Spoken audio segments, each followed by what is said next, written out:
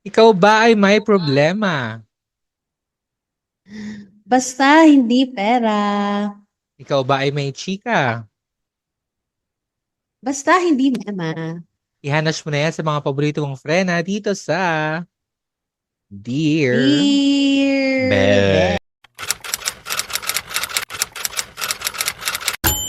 Dear Bex, Yes, yes, yes. Hello. Hello. Hello sa inyo mga ano. May paglalag. Bakit tayo naglalag nakakainis? Tsare. Hello Kaya nga. mga Bex. Hello sa mga nag-tune in sa atin live. Hello sa Pero, inyo.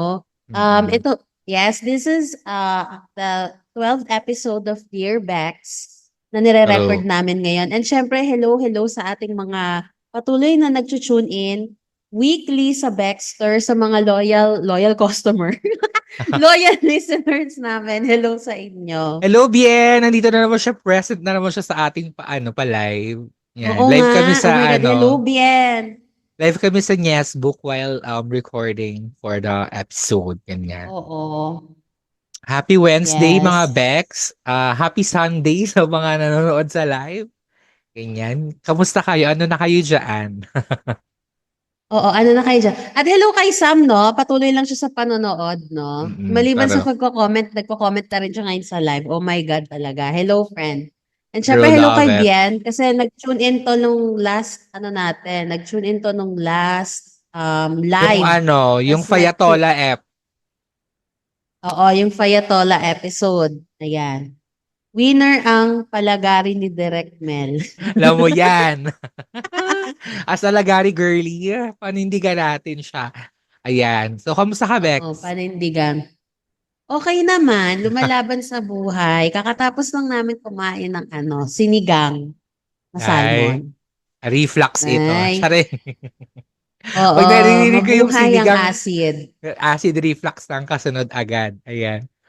Correct. Ikaw, Bex, kamusta? Kamusta ang pahinga? Ay, ito, more, ano na ginawa ko din more clips. For the sleep ang gay dahil nga ng mga working days natin, hindi tayo masyado nakaka-sleep. So, talagang binabawi ng bonggang-bongga. Ayan. Mm. So, Ayan, binago ko yung pwesto ko ng live kasi hindi ko makita yung mga, ayan, okay. ayan. So, mag-ano muna tayo, catch up muna tayo sa ating mini baklita. Update lang from our last episode. Tuluyan na nga natapos. Okay. Wow, baka tuluyan. Finish na nga ang ang filing of COCs at may mga shocking pa din na mga humabol naman talaga. Hindi naman talaga nagpaawat sa pagpa-file. Isa na dyan ay si Mm-mm. si Kuya mong Kibuloy na tatakbo for senator. Bet mo ba? Laban ba, mga Bex? Gusto niyo ba si ano kay Buloy lalaban?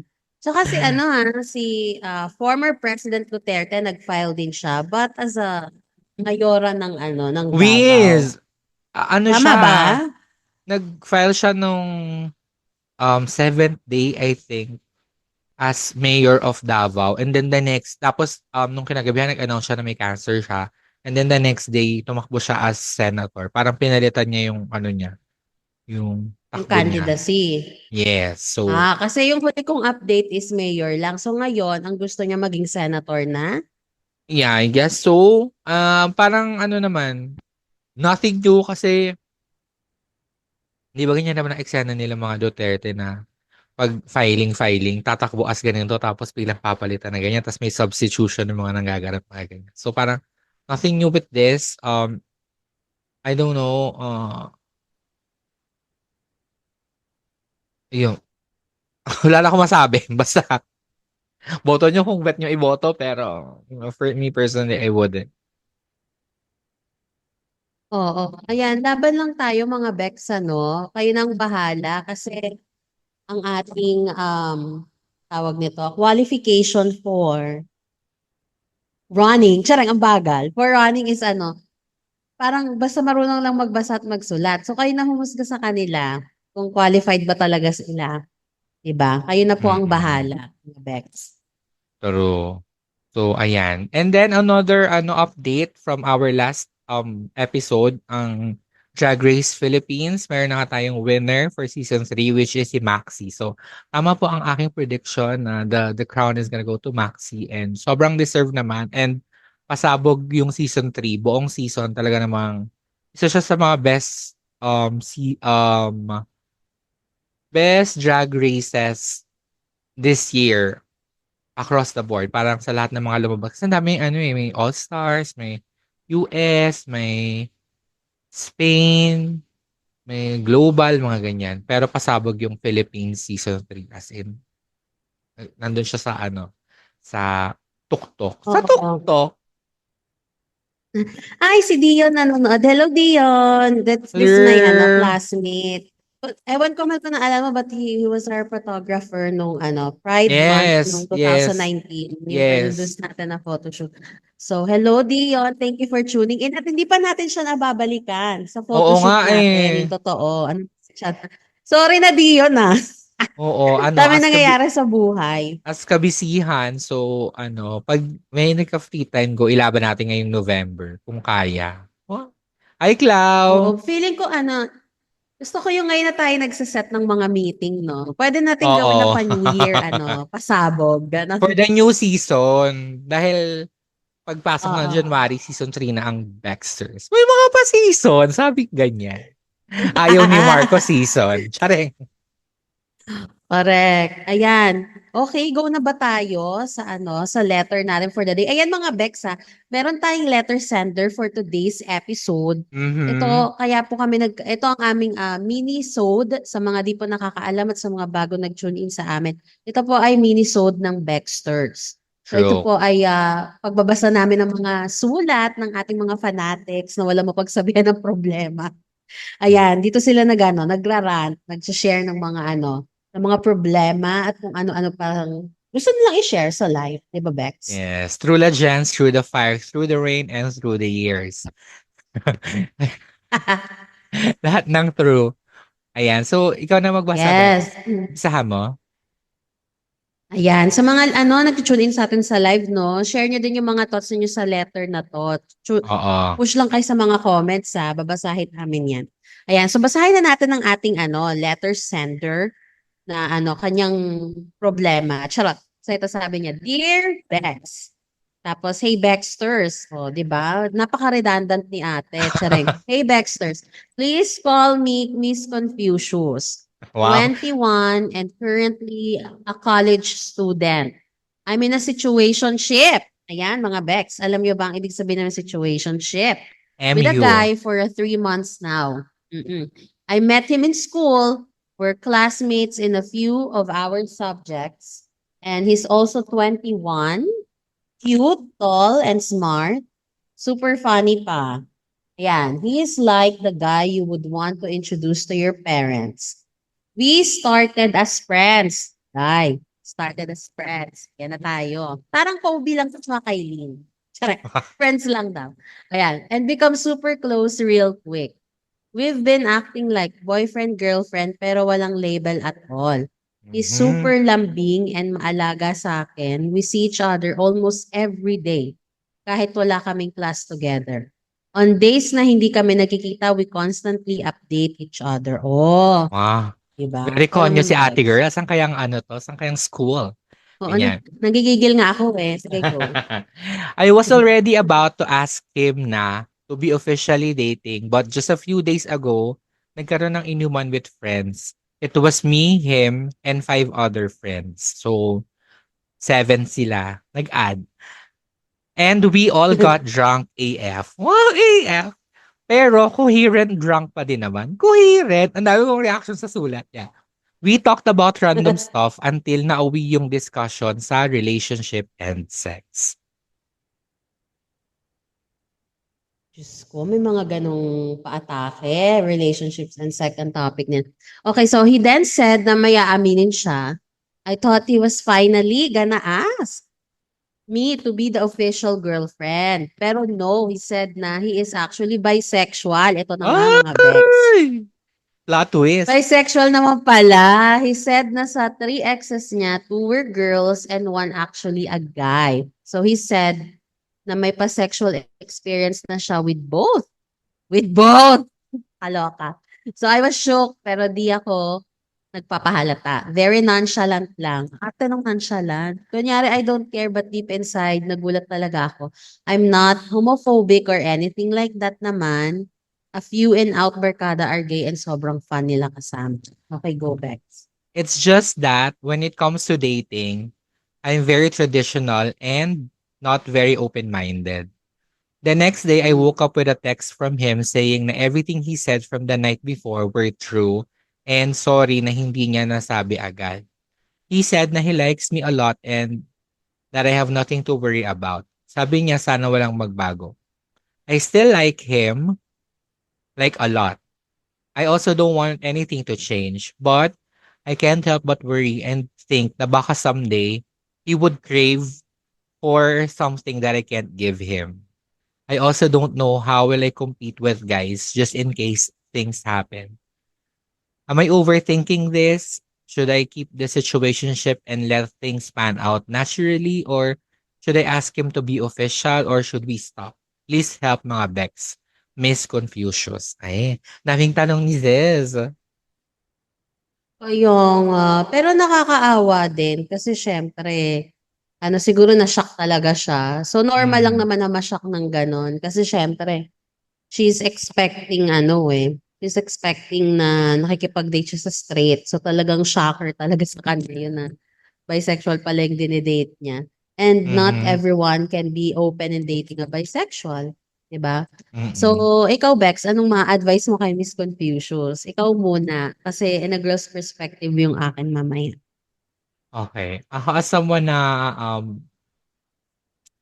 in a more progressive thinking, wow, progressive and woke. Parang it's 2024 na for us to be limiting ourselves to dating straight people. Parang, um, like, nung hindi mo alam na he's bi, hindi mo naman nahalata. Wala ka namang ganong mga ano, wala namang ganong signs, di ba? Parang, ang nagbago lang is may nalaman kang something new about him. Pero yung feelings mo or the way he treats you, it's just that same, I guess, kasi wala namang sinabi mo na, ano, and you both want things to stay the same. And actually nasa letter mo naman na yung answer to your own question, which is just ano yung wording niya? Uh, keep the situationship and let things pan out naturally. So, wag mo masyadong i-overthink, just take one step at a time. I guess ano ka na lang, be a little more guarded with yung the fact na you know na he's bi. And parang, kasi ano eh, for me, if he's gonna cheat, he's gonna cheat. Either babae man yan or lalaki, that's still cheating. It's all the same. So, alam mo yun. At saka you're still so young um, para to like date and be super serious about it. Parang you're only 21. Parang there's still a lot more things to explore. So, kung ako, I will just let things happen. And if it works, it will work. If it not, it won't. So, yun lang ang akin. Parang, hayaan mo lang, kalmahan mo lang, and uh, puso.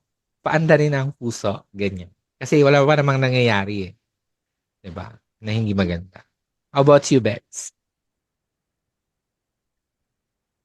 This is quite hard kasi ako as a person. Ano ba ako? As an animal. Charing. So, hindi, ano, tawag, Hayop. hayop pala. Hindi, ano mga Bex, no? Yung, para sa story na ito. Ako kasi syempre, preferred ko talaga straight. Yun naman Mm. talaga yung preference ko. Kung kung nasa dating stage pa ako. And again, tama naman si Mel doon na bata ka pa. So ito mga dating aura levels mo, hindi pa to yung parang for serious relationship talaga. It could lead to serious relationship but you're still young. Marami ka pang pwedeng gawin sa life. So wag mo masyadong dibdibin ito. Parang have fun Yeah. lang. Um, Yun nga lang pag pag pumasok ka sa ganitong relasyon, just be cautious na lang siguro. Like, parang instill mo na sa sarili mo na, alam mo yun, cheating might happen. Kasi, syempre, iba yung mo yung genitals mo. Paano kung naghanap siya ng iba for a time? Mm. So, alam mo yun, hindi natin masasabi kung bisexual siya. Kung ngayon, ang hanap niya kipay, bukas burat, di natin alam. So, alam mo yun, hindi natin alam eh. I mean, kaya nasa sayo yan kung gusto mong ipagpatuloy ba ito or hindi. Pero know the consequences of being in such relationship na pwedeng magbago yung preference ng tao na yon. And then like what Mel said, nasa tao na rin naman na yan kung mag-cheat siya or hindi. Yon. So just be open na lang siguro in exploring itong bagong journey ng relasyon mo. Pero again, nasa sayo yan kung itutuloy mo or hindi. Pero always be ready with the possible consequences pag pinasok mo yung ganitong relationship. Or sa bagay, hindi pa rin naman kayo talagang committed kasi parang Yeah. getting to know pa lang din. So, enjoy kung getting to know stage lang, go lang. Pero kung yung papasok mo sa relationship, pag-isipan mo na talaga. For me, pag-isipan mo talaga. Kasi kailangan meron kang security kung sure na ba siya na mag-commit. Kasi kung talagang sure na siya mag-commit, kailangan, iwan mo na niya yung other preference niya. Sa'yo lang siya ikaw lang dapat ang preference niya. Bigyan ka na lang niya ng dildo pag siya ng burati, di ba? Gagi. Ganun. I-peg mo na lang Di siya. ba? Sorry! Ipeg mo na lang, ikaw ang mag-top, ganun. Charek. Ganon. Oo, at saka malay mo baka this is an avenue for you to explore more about, na you said you're very traditional and very very not very open-minded. Baka it's time for you to be more open to um more stuff, ganyan. Huwag nating masyadong nililimit yung mga sarili natin. Lalo na nga, uulitin ko ulit, you're still very, very, very young. Tsaka college pa lang kayo eh. So parang huwag masyadong serious agad yung mindset when it comes to dating. Parang, of course, hindi tayo maglolokohan, hindi tayo mangnanakit, hindi tayo magpi-playtime, pero alam mo yun, parang mas be more on the chiller side of things. Parang huwag mo masyado munang like internalize na I'm dating to marry na isang bata-bata mo pa. Ayan. Correct. Kayo Explore. ba mga Bex, anong lalo na sa mga nag-aano sa atin, nag-tune in ngayon sa live, anong masasay nyo kay Miss Confucius? Baka meron kayong, Oo. hanashi. Bigyan natin ng clarity si Miss Confucius. Charing. Ah, Kasi Bilang baka confused siya. siya. Hindi ko alam bakit naiisip ko yung feng shui sa Miss Confucius. Siguro dahil related sa China. Ganun. Ikaw, Bex, what if yung Jowa Earls mo ngayon, ma-discover mo na siya? Bye. Eh, Ano no? pag biglang umamin sa'yo yung Jowa Earls mo na bye siya, cancel na agad ang Hindi na subscription. cancel na agad. Siguro, kung sa past naman niya yun, okay lang. Pero kung sa present naman, clear na sa kanya na ito yung preference niya at ako ang preference niya, edi okay. Alam mo yun? Pero kung Mm. sa past naman yun, past is past. Anong gagawin natin sa past? I mean, there's nothing we can do about it. It already happened. I cannot change anything in the past eh. What matters is always the present and the future. Yun yung sa Eh, akin. what if bigla niyang sabihin nagkikrave siya ng tarub? Nang? Ng tarub? Eh Wala di siya eh. ano ka ng, ka ng dildo. Tsare. Hindi Ikaw na na atake. magkukusa. Oo. Oo. Share-share na lang Diba? ng Ganun toys. lang. Charing! Oh. Uy, walang nagko-comment. Meron pa ba tayong viewers? Or Meron, naubos na meron. sila, Pero Bex? feeling ko wala silang masi dahil nasplok na natin lahat. Ah, pero meron pa ba tayong mga 5? Na, Paiba-iba hindi ko eh. nakikita yung accurate numbers eh. Paiba-iba nga siya. Okay, anyway. So, mag-move on na tayo sa ating next segment kung saan nag-isplok tayo ng ating mga mini rants, mini reklamo in life. Ito na ang ating meltdown at ang Jonas Brothers. So, anong ano mo, Bex? What bothers you for this Nothing. weekend? I'm Wow. unbothered. Wow. Charing. Unbothered queen naman pala siya. Charing.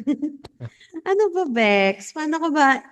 Hindi ko kasi alam, baka mamaya isa sa mga members ng community ko, yung sa freelance, may nakikinig. Baka maligwak na talaga ako, pero wala akong pakialam. Charing. I'm just being real. Ano ba? Siguro ang nakaka-bother is, hindi na lang ako magda-drop ng kahit ano. Siguro ang, in general na lang, ang nakaka-bother is parang today I just felt na someone is building something to have their own profit. I don't know. Parang ganun yung ano. Siguro ang nakaka-bother is yung pagiging opportunista ng mga tao. And it bothers me na it's really hard to find people that are genuine with their intentions. Yeah. And it's really hard to find people that are genuine in an overall sense. Like, yung totoo ka lang, mahirap makahanap talaga ng tao ngayon na totoo. Kasi ang daming pretensyoso eh. So, yun lang. It's really sad, but, things happen. Mhm. Ako ang meltdown ko, very, very, very ranty. Hindi, very pet peeve pala. Pet peeve. Yung mga nang shame ng people with regards to things they enjoy like music or movies or books, ganyan. Yung parang, bakit mo binabasa yan? Ay, bakit mo pinapanood yan? Bakit yan? Bakit yan yung favorite mong movie? Parang, pake mo ba? Parang let them enjoy things that they want to enjoy. Parang, like, hindi yun yung type mo of music. Eh di okay, ba't kailangan ba lahat kailangan kaparehas mo? Yun. So, that yung medyo bothering lang for me yung mga ganun na yung nangingialam sa trip ng may trip. Ganyan. Yun lang naman. Yeah. I also hate that. Charing. So, ayan. So, dito magbuba naman tayo mga Bex sa sa gets ko na. So, ayun. Ito, syempre related to dun sa nababother ako. So, for me, gets Mhm. ko na hindi talaga lahat kaya maging genuine, kaya maging totoo. Maybe there are factors that limiting them to be truthful or Mhm. to be honest. Marami kasing factors yan kung bakit ang tao ay hindi kaya maging totoo sa sarili nila. It could be about insecurity. Kasi pag naging totoo sila, they are afraid of judgment. So, ayun sa mga Baxters natin na nahihirapan maging totoo sa sarili, it could have made uh, a world a different place. Charing, kung totoo po kayo. Wow. Kasi, gusto mo ba yung affected ang buong mundo? Oo, Charing. Miss Universe. Yung universe ng atake. Kasi yung mga Bex, pag totoo kayo, mas magiging masaya kayo kung nagsasabi sa inyo. Mas magiging masarap sa feeling kasi feel mo na malaya kayo, nandiyan yung freedom to express yourself. Yung walang inhibitions, yung walang parang wala kang, ano ba, yung hindi mo iniisip yung sinasabihin ng ibang tao or what. Mm. So, for me lang mga Bex it's really fun to be true to yourself and to be true to who you are. Mahirap kasi, alam nyo, totoo naman yun walang sekretong di nabubunyag. So at the end naman kung ano yung tinatago nyo, mabubunyag din yan. So, kung hindi ka totoo sa sarili mo, then it's gonna be, an issue. So, yun lang. Just try, no? Just try. Ay, hello kay Vanessa. Hello for Ay, tuning in. mga Bex, Nag-watch ng live. hindi ako nagshashot Isa dito Coke, isa tubig. Baka isipin nyo nagshashot ako habang nagre-record. Oo. Ayan, Si ako naman, Vanessa, at kaka-tune in lang. Ano to Dear Bex episode ito. Nakakatapos lang namin magbasa ng letter, mga Bex. About siya sa babaitang bagets na nakikipag-date at nasa situationship stage at nalaman niya na ang utoks ay bisexual. Ganon. mhm. Yan. Maisingit ko lang para to sa mga live viewers natin. Ayan, ako naman ang Hello, gets, Joy. Ayan, nanonood din si Joy. Ano ba yan? Alam ko yung ang, dumating mo, nagkikigil ako sa ang gets ko na aking learnings for this week, I have discovered a very toxic trait of myself. Just the past few weeks na ang lakas ko palang mang-guilt trip. As in like, na-realize ko lang about myself. Isa yun sa mga ano ko, um, superpowers pero also toxic trait. Yung very, ano ako, very um, manipulative. Hindi, kaya ko mag-manipulate through guilt tripping. Yun. So at least, if you were planning to date me, just know, wow, may ganun na guilt tripper ako. Pero hindi naman lagi. Yan. Miss you! Ayan. So, yun lang naman ating episode for this week. Miss you, Vanessa. Thank you for tuning in. Ay, medyo na-late na kayo. Yung mga kakadating lang sa live na late kayo mga Bex. Pero pwede pa naman tayo magtsikahan after recording of this episode. True, And true. sa mga naka-tune in sa amin ngayon, abangan nyo kasi we might have another live session on the 15th of October. Diba, Bex? Tuesday, yes. Mga around, 3 to 4 p.m., ganyan. Oo, We 3 or are- 4 p.m. So, isave nyo na po ang araw na ito. Hello, Joy. Nako, si Joy, lagi to nagla-like ng mga posts natin. Correct. Comment. We are gonna be recording our Halloween episode for this year for Baxters, and then we are also gonna be recording another Dear Bex episode for the following weeks. Ayan. And if you want us to read your Ayan. stories, kung meron kayong gustong i-share or meron kayong mga katanungan or mga problema na gusto nyo tulungan namin kayo to solve, just send in your letters at baxterspodcast@gmail.com, or you can send us your messages through Facebook and Instagram. DM nyo lang kami, and if you want it to be anonymous, just say on your letter or give yourself a code name, then yun yung gagamitin namin para hindi kayo masyado exposed. Ganyan. So, Oo, ayan. kasi lahat naman ng letter sender namin ay anonymous. Ito mga Bex, para lang to sa Dear Bex minisode ng Bexters. Ang Bexters po na episode ay iba. Yung Bexters True. episode at more of talking about Topical. social relevant issues at Yes. kung ano-ano pa. Ayan. True. Ayan, at yung sa Tuesday natin na live session talaga, kala mo training. Live natin na broadcast, mahaba-haba pong pagsasama natin doon kasi 2 pong episode ang gagawin namin ni Mel. Yes. Siyempre, nabanggit na niya yung Bexters episode at yung Dear Bex episode. So, abang-abang tayo mga Bex. At saka medyo may pa-under kami sa ano na yan, sa live na yan, at saka sa episode na yan. So, abangan nyo. Oo. And if you haven't yet, Ayan, follow again. us on our socials at Baxter's Podcast on Instagram, on Facebook, and on YouTube. And if you haven't yet, you can please rate our podcast on Spotify and Apple Podcasts with 5 stars. Ganyan. Yes, Oh. tuloy-tuloy lang tayo sa pag-tune in at maraming salamat sa patuloy na Good. suporta sa amin na si Sheila May kanina lang nakahabol sa episode natin about pagtakbo sa Senado at sa kung ano man sa posisyon. Gigil sa na naman si Pilipinas. ate. Gigil na naman siya si ate, pero chill lang daw siya sa part na yon. Pero ang dami niyang sinabi. Kaya ako natutuwa. Ayan. Hello sa inyong lahat. Ayan. At abangan niyo ang Baxters this coming Wednesday. Ida-drop po tong episode na to this coming Wednesday. True. And Yan. ano pa ba, Bex? May nakalimutan ba ako? Follow us on our personal social media accounts at RomelPaul620, Jonah with 4 A's, and between.jobs. And ayun lang, Baxter's Podcast on everything. Mag-comment kayo and mag-like, ganyan, subscribe on YouTube. Yan. Yun lang naman. Ayan.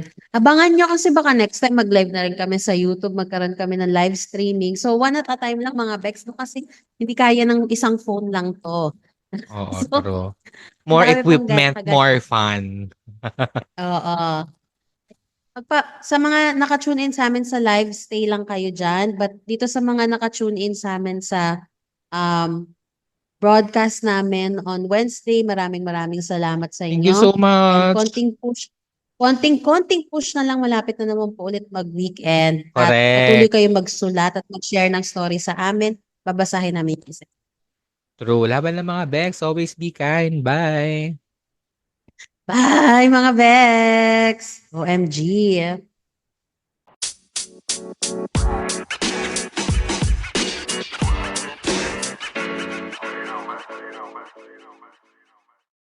been listening to Baxter's The Mel and Jonah Show. Follow Baxter's on Spotify and subscribe on YouTube.